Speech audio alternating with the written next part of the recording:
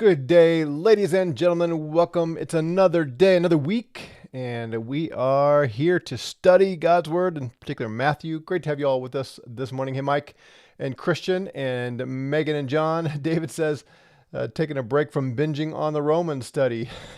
Cool. Well, I hope that is helpful to you. Hey, Kathy, good to see you with us this morning. And for you partners, thank you. It was a great time on Saturday. Really enjoyed that discussion. I think we covered a lot of sort of unexpected but important topics. And if you're a partner, you should have gotten a link to the video if you want to watch it. Good to see you as well. So we're in Matthew 21, and we'll get into 22 today. And if you remember, Jesus has been causing some consternation for the leaders of Israel. Look at 21:45 here. And the chief priests, remember who that is? Those are the top dogs. The chief priests and the Pharisees, having heard his allegories or parables, knew that he speaks of them. Right? So the leaders knew that Jesus was speaking about them. Well, what has he been saying? What are these parables? Well, we looked at one where Jesus says a man had two sons and he told them to go work in the field or in the vineyard. And one said, I will go, but he didn't. The other one said, no, I'm not going to go work. But then he changed his mind and he went. And Jesus asked the chief priests and the Pharisees, which of those sons did the pleasure of the Father? And they answered correctly. The one who said, no, I won't go, but then did go after all. Of course, the one who said he would go do the work, but didn't, displeased the Father. And the implication of that parable is that the Pharisees and the priests were not going to get into the kingdom. Remember, this is how he concluded. Jesus says, truly I say to you that the tax collectors and the prostitutes go before you into the kingdom of God. Now think about that. We discussed this a bit. Tax collectors and prostitutes were the epitome of the wicked. Elsewhere, when Jesus is called a friend of sinners, the leaders don't mean simply he hangs out with some people who sin.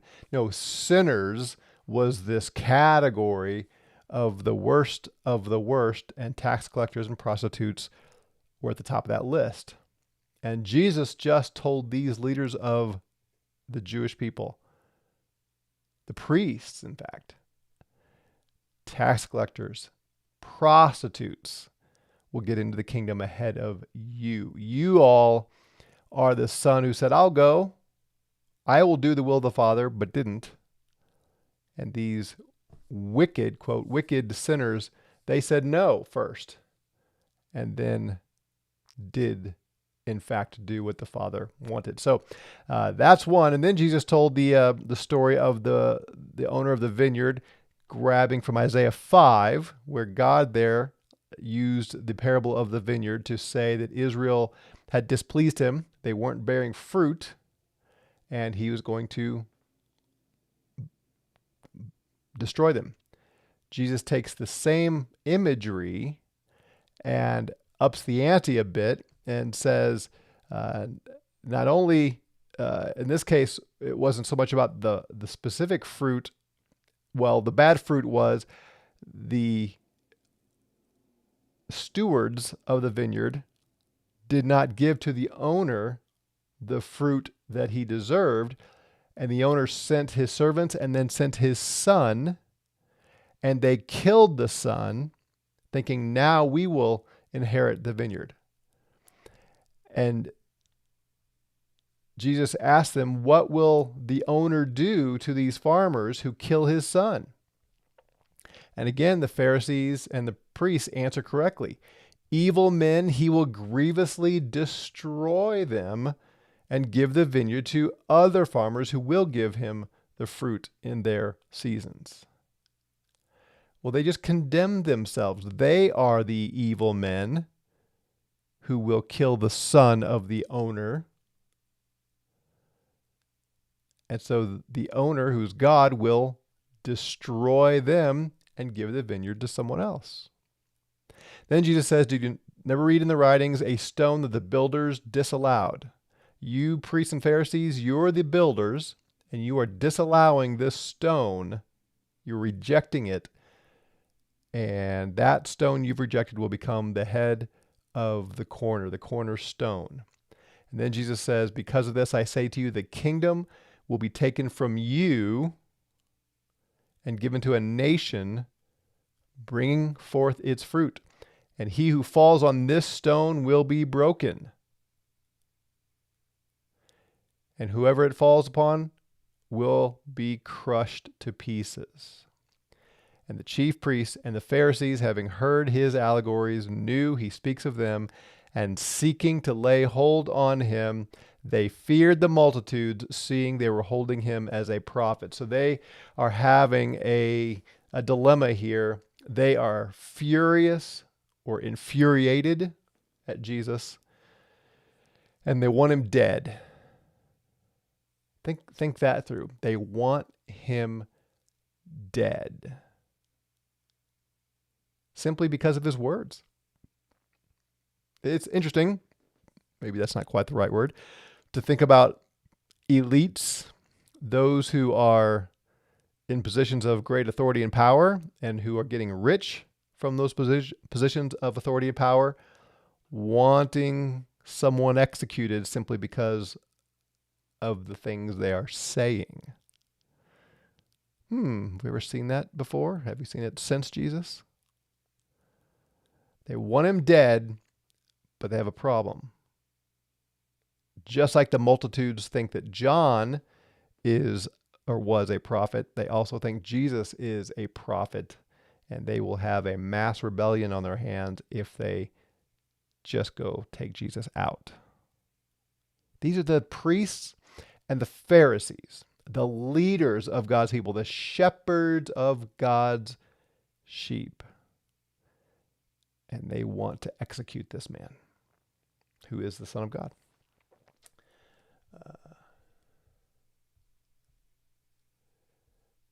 Some more people here. Good morning, good morning. Is it Jessam or Jesse? Sorry, I can't. I don't understand why YouTube had to change this. Now I can't always tell what's the first name and last name. Currently going through the NCT series. I was wondering if you have any videos or books concerning continuation versus cessationism. I don't. Trying to remember if I have addressed that. I know I addressed that some in our old NCST archives, which our partners have access to. No, we'll talk about some of those things eventually, but I don't think I have anything quick to refer you to. If you might think of something I've done on that, let me know. In Canada, some politicians want to have the Bible considered as hate speech. Yeah. Yep. I get it. All right. Well, so Jesus doubles down and tells them this parable. Says, the kingdom of the heavens was likened to a man, a king, who made wedding feasts for his son. Okay, so a king who is, his son's getting married, and of course the way they did it then was the wedding was a week-long event, complete with a huge banquet to celebrate the consummation of the wedding. So this man, and again, this is a parable talking about the kingdom of the heavens, and this man is preparing these feasts for his son, and he sent forth his servants to call those having been called to the wedding feasts. Okay, so there are those who have been called, who have been invited to the wedding feasts, and now it's time, so they are called to come to the feast they were already invited to. And they were not willing to come. And he sent forth other servants, saying, say to those who have been called, behold, I prepare my early meal. My oxen and the fatlings have been killed, and all things are ready. Come to the wedding feasts. It's time. All right, so are you filling in the players here in this parable? Who are the ones who are called to the wedding feast? That would be the priests and the Pharisees and the Jews in the first century, right? The wedding is here.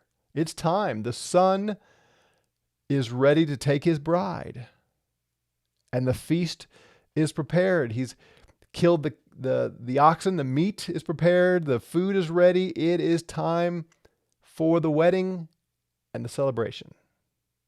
So all those who received the invitation, come.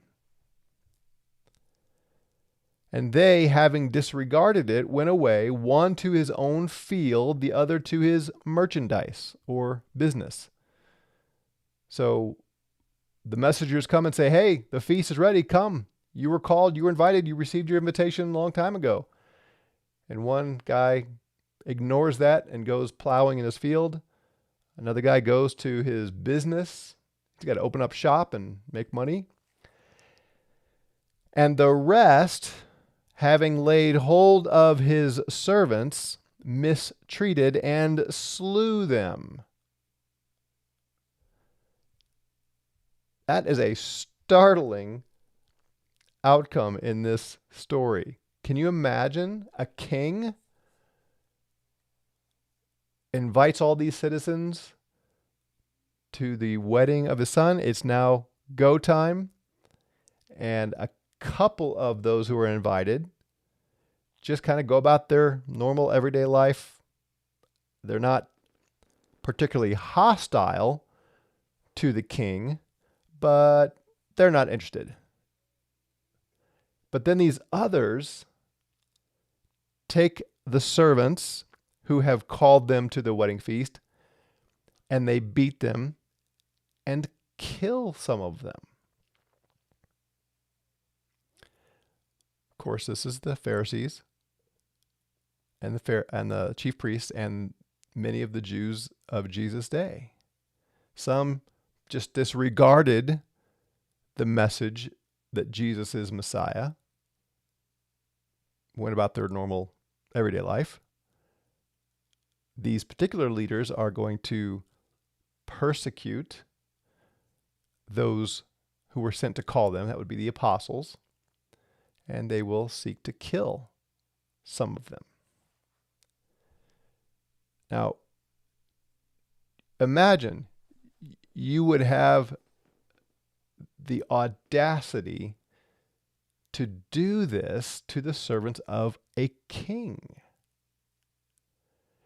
Remember, we talked about this last week with the other parables, just the absurdity, the idea that they would kill the son of the vineyard, the son of the vineyard owner, the one who was the heir to the vineyard, and thinking they could kill him and then they would somehow get the inheritance. The folly of that thinking. It's, like I've told my kids growing up, and I'm sure you've heard this as well, that, sin makes us stupid.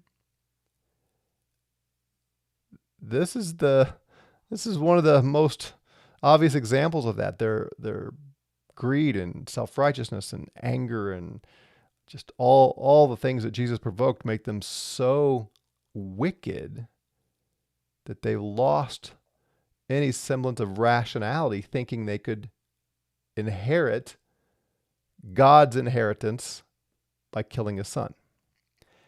Here, they're invited to this wedding and they slay some of the servants, the heralds who've come to invite them, tell them it's time for the wedding ceremony. What do they think the king is going to do in response? mean, objectively, looking at it from the outside, it's as obvious as can be, isn't it? Of course, the king is going to bring swift and significant retribution.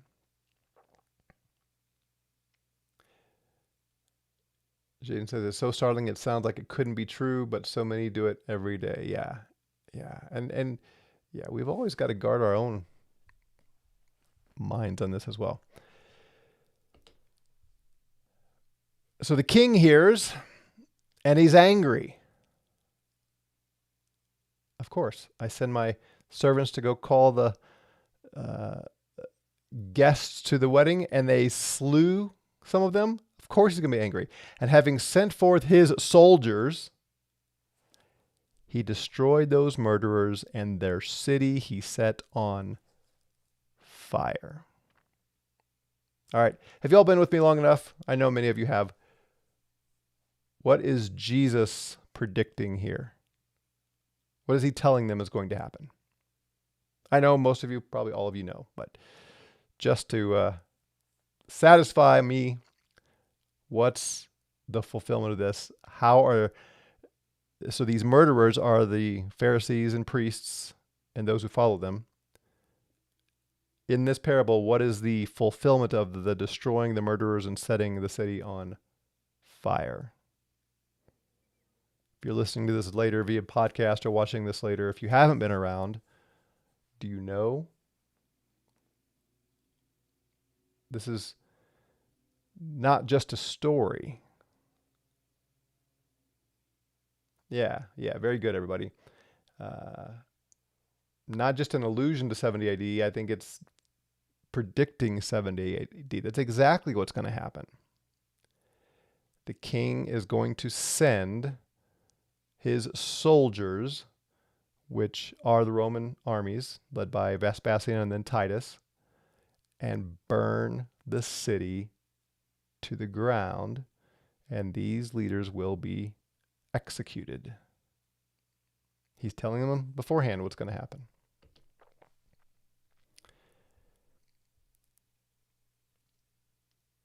Then, and this gets very interesting, then he says to his servants, the wedding feast indeed is ready, and those called were not worthy.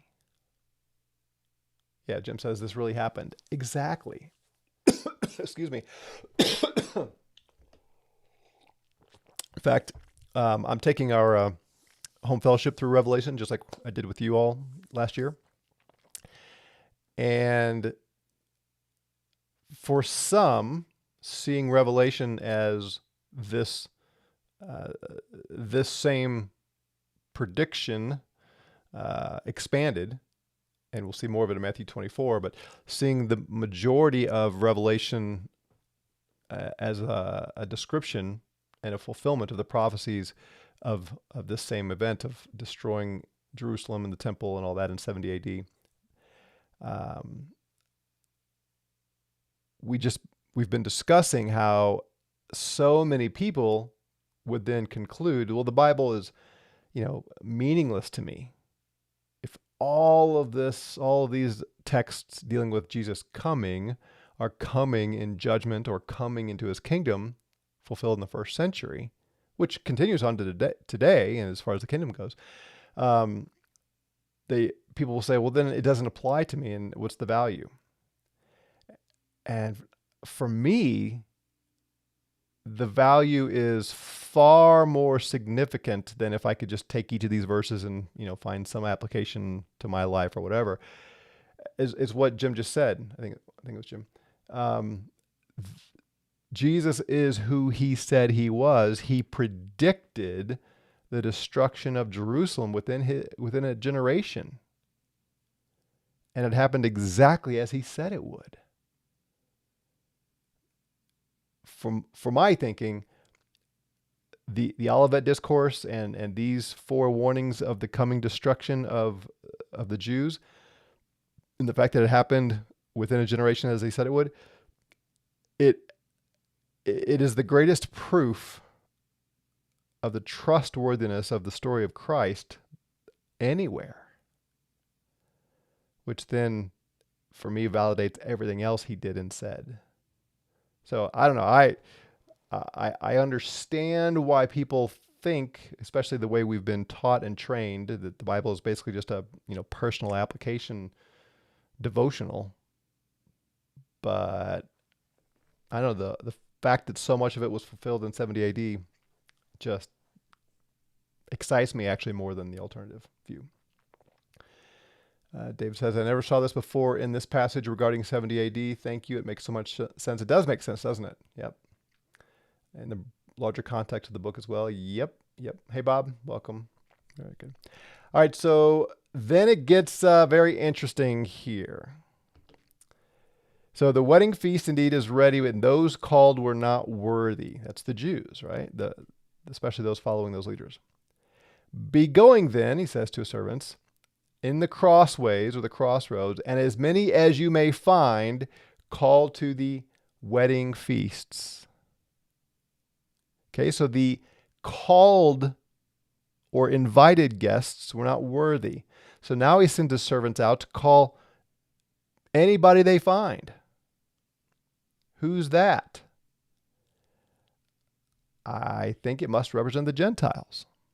Right? The Jews were the invited guests, and they were not worthy. So now go out in the highways and byways and call everybody and invite them to the wedding. You're not going to let your son get married without people to celebrate. So go find people. Go invite them. And those servants, having gone forth to the ways, gathered all, as many as they found. Come on, everybody. Both bad and good. And the wedding was filled with those reclining. Right, so the original guests were not worthy. That would be the Jews. So now his servants go out and call anybody and everybody. Come to the feast. Come to the feast. Everybody's invited. Everybody come to the feast. And there's people all over the place reclining, enjoying the good food, participating in the celebration of this king's son. And the king, having come in to view those reclining, saw there was a man not clothed with wedding clothes. He says to him, friend, how did you come in here not having wedding clothes? And he was speechless. So there was an appropriate attire to attend a wedding like this. Again, this is a king's son. So you need to be dressed appropriately. So the servants went out and invited anybody. Hey, come to the king's feast. Come to the wedding of the son and celebrate. And some people dressed appropriately. Others didn't. They all came, good and bad. I think the difference between the good and bad here is how they're dressed.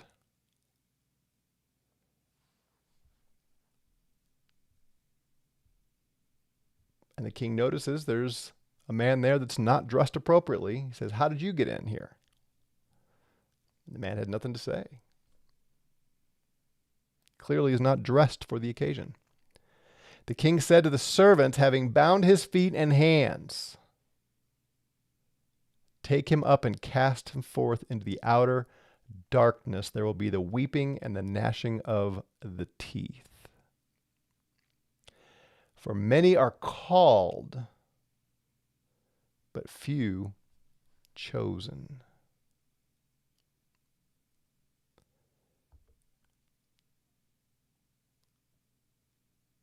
Interesting.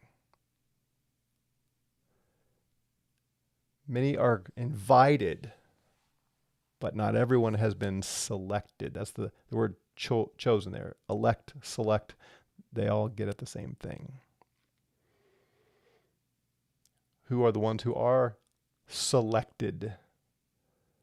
The ones who dress appropriately. Now think that through. If a man is invited to the banquet of the king's son who's getting married, some most, in fact, in this parable, will realize I need to dress appropriately because I want to honor the king and his son. But at least one man here didn't care about that. He was happy to go eat and drink and recline and be considered a guest of honor and join the celebration, but he did not have enough respect for the king and his son to dress appropriately. So he is removed and cast out where there is weeping and gnashing of teeth into the outer darkness. Think about the implications of that.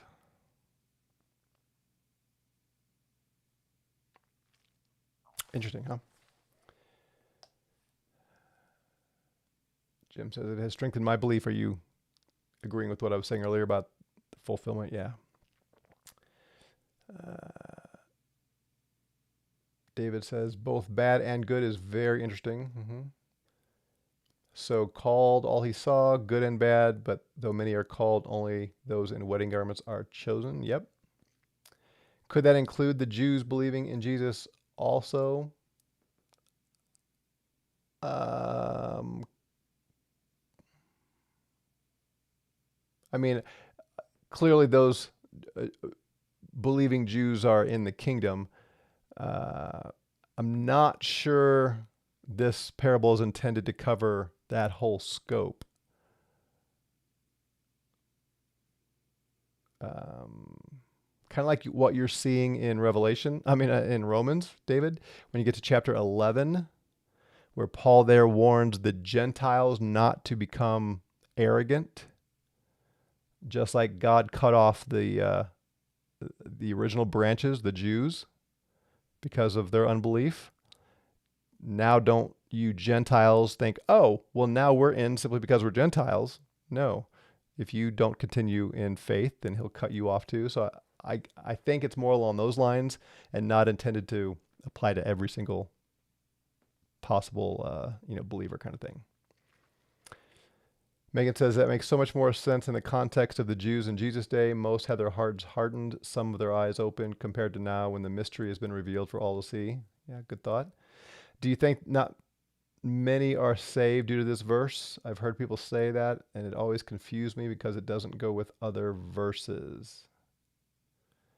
I don't think this verse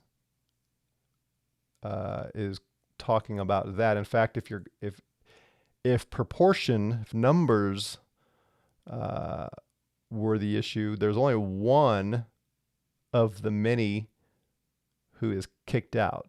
So if you're going to argue from a percentage or proportion standpoint of this, then you would say many are selected, only one is kicked out. Pretty small number.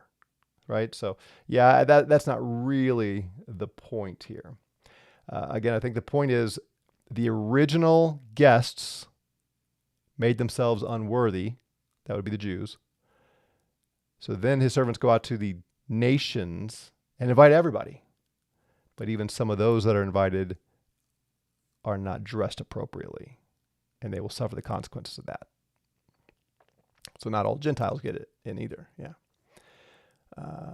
Dave says, I'm so glad I can finally look at this and have the words called and chosen not rip me totally out of the context. Excellent. Yeah. Great to see that. And it's just further reasoning for the leaders of the Jewish people here, the priests and Pharisees, to want Jesus dead. I mean, he just said, you all are not worthy of the kingdom. And the servant's going to go out to the highways and byways and call on the nations, the sinners, the unclean, the uncircumcised, right? So it just infuriates them further. Yeah, cool. All right, we will leave it there for today and continue on with this tomorrow.